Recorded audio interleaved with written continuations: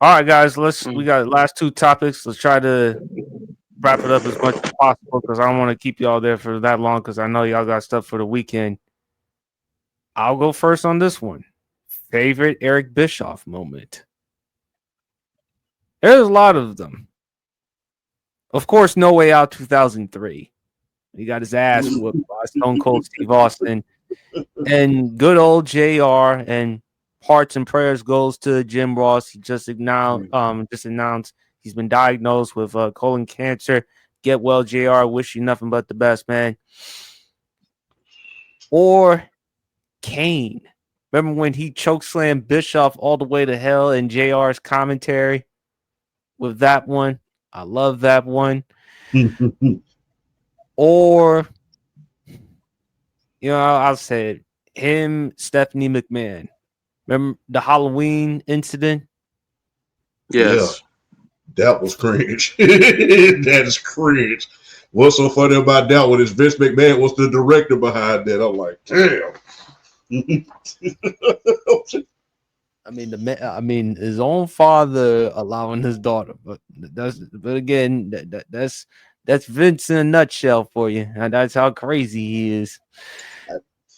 That's just the truth. We saw the Mr. McMahon documentary, but Eric Bischoff, man, like his moments on WWE Raw, or when the fact that Paul Heyman, remember the draft, and when Paul Heyman had to quit SmackDown because remember he would have to come work with Eric Bischoff, and then Paulie was like, "Hell no." Oh, man. Champ, you go. Oh man, Eric Bischoff, man. Look, the king of controversy himself. BRF. I was Yes. like I said, I was a WCW guy prior to Stone Cold coming to his own. Do you remember when he brought Randy Anderson's the referee he had fired? Remember when he brought his kids up there up on the stage, and the script was like they was begging for their dad's job back because remember Randy Anderson had a bout with cancer and couldn't do certain things anymore. I never Mm-hmm. forget when he brought those kids up there. He said, would you still tell your dad that he's still fired?" And boy, that caused an uproar to the max. That whole segment caused an uproar to the max. Another Eric Bischoff moment, man, that was kind of like the beginning of the end of the Monday Night Wars, rather, is he came off the ceiling in that motorcycle with that crown on his head. It is so good to be king. It'd be when he was talking about how many ratings wars that he had won against Vince McMahon and Monday Night Raw. I mean, he was just having a field day with it. Eric Bischoff. Oh yeah, when he challenged Vince McMahon to the fight, saying, "You can come to Connecticut, Vince, and trust me, I'm gonna knock you out." When he first joined the NWO, I don't think people want to acknowledge this first. People don't understand that the first corporate heel was Eric Bischoff. The first corporate heel was Eric Bischoff when he joined the NWO. So you have to ask yourself, who stole from who? Or where did Vince get that idea from to be the super bad guy boss from? Because the first one to do that was Eric Bischoff when he joined the NWO and betrayed Roddy Piper. So you got to ask yourself during that time how you got to ask yourself, hey, Bischoff was the first, but Vince perfected it. I mean, not to mention 3-minute warning. Did I just hear myself say 3 minutes? With Jamal and Rosie, that was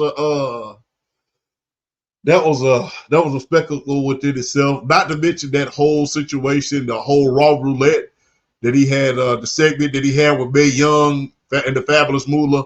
that,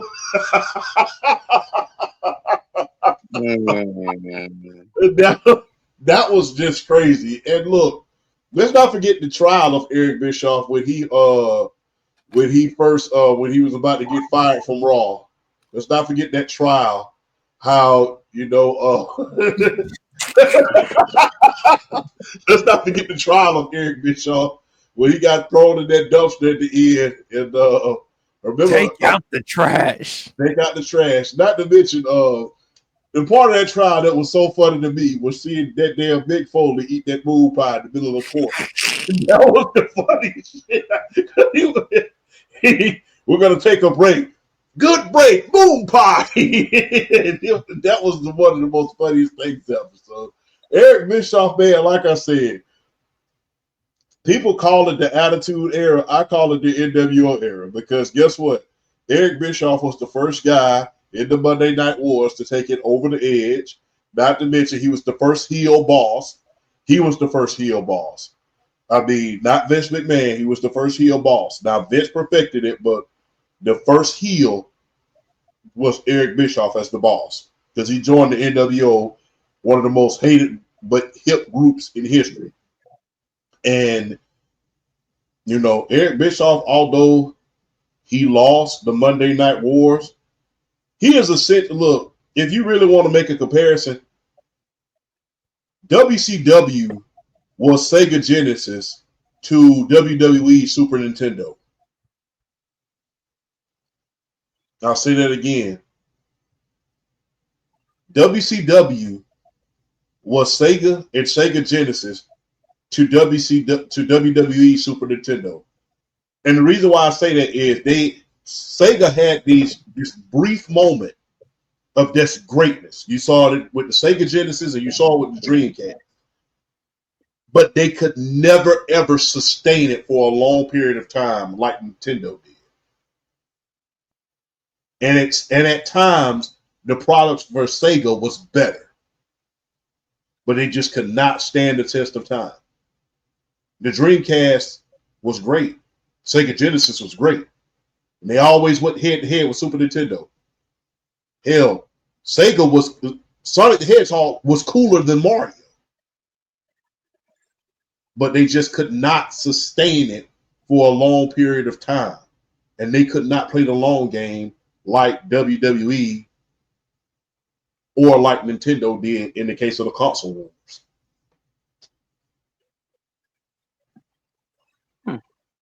PRF? Eric Bischoff moment. Fair. Yeah, definitely the trial after I believe it was the trial after SummerSlam of 05. I think it was SummerSlam 05. John Cena fought Chris Jericho. And no, it was after that SummerSlam or whatever. But then I'm trying to remember. But then it was when he asked security to escort they had Chris Jericho out of the building. Yeah, because he gave Chris Jericho one more shot to win the WWE title, and if he lost, he got fired. So he lost and he got fired, which ultimately led to him coming back in 07, and that really, really good return was based off of that 05 situation where he got fired on Monday Night Raw. Definitely that trial. They had like Jonathan Coach up on there speaking, and then ultimately Vince McMahon was the one to literally scoop him up and body slam him into the back of that dump truck and have him escorted out. Yeah, you can't talk about Eric Bischoff in the WWE and not talk about No Way Out 2003. Man, that's one of the matches. Cause it's always the great matches and the classic matches that you'll go back and you'll watch over and over and over. And man, that's one of my favorite squash matches of all time. Seeing what Stone Cold Steve Austin did to Eric Bischoff that night, that was one of the greatest things I've ever seen. I mean, getting him in the cover, 1, 2, pull his arm up, kick out, and then literally arguing at the ref like, no, 1, 2, we kicked out. like Stone Cold, even though it was a one-man show and he was beating the daylights out of Eric Bischoff, he made that match so enjoyable just on his own end because you knew what was about to go down. But only a Stone Cold Steve Austin could single-handedly make that match as enjoyable as it is to watch. And I will still sit and watch that match on a YouTube. That's how great that match was. Just because of Stone Cold Steve Austin, he made that worthwhile. So shout out to Stone Cold Steve Austin for making an ass whooping and a squash match that entertaining. Just shout out to him. And then, but you know what though, Bischoff did have some. Like I said, his coming out party was after he turned heel and joined the NWO and WCW. I mean, like the promos that they would cut, like those are some of the coolest things. Like the following announcement has been paid for by the New World Order. Just some of the greatest promo work. Like whether it was him or whether it was Hogan or whether it was Nash and Hall or any members of the NWO, when that black and white scream on and you hear that voice, the following has been a paid announcement. You knew something funny was gonna happen, or like you just knew some type of good promo was about to be cut. You just knew it. So I definitely love those. I definitely love those skits, those NWO skits after he turned heel. Like I definitely love those. What else did I like? His Terry feud with Long Ric segment. Flair. But don't get me started about the Terry. Don't get me started about the Teddy Long segment. That's one of the funniest things I've ever heard. That's one of the funniest things I've ever heard a man say on TV. And for him to say what he did, for him to say what he said to Eric Bischoff, and then he did the little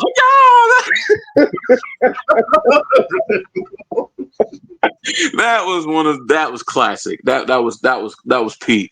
That was peak. I don't care what nobody said. That was peak. But his that rivalry he had with Ric Flair, that Starcade that Starcade match, that they had.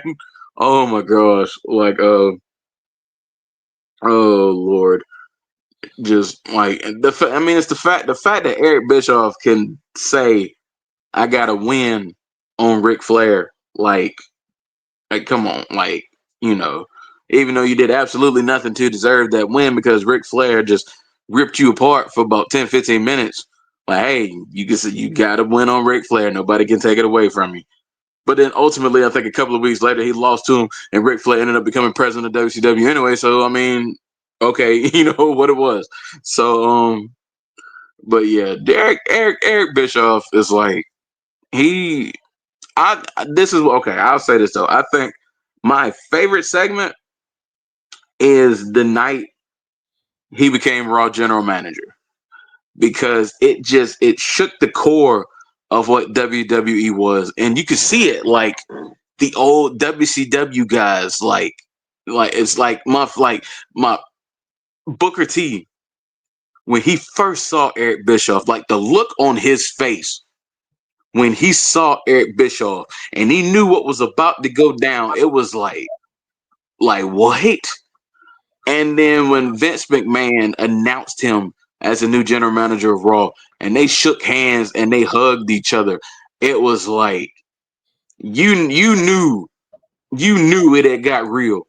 The fact that Raw and SmackDown were in competition with each other, and Stephanie McMahon being the GM of SmackDown was basically kicking Raw's butt at the time. For Vince McMahon to pull out that ace, which was Eric Bischoff, like that's one of those moments that just gonna stand the test of time because Eric Bischoff. I mean, WCW, WWF, WWE for what it's worth. I'm talking about those Monday Night Wars will forever live on. But Vince McMahon went to those realms just to make Raw a relevant show again. To get an Eric Bischoff, that's one of those moments in WWE that's just like it really kind of set the tone. I think him making Eric Bischoff the general manager of Raw really set the tone for what the Ruthless Aggression era was about to be. And hey, let me tell you, it's one of the greatest moments in WWE history. Nobody was expecting Eric Bischoff to show up on a WWE TV screen.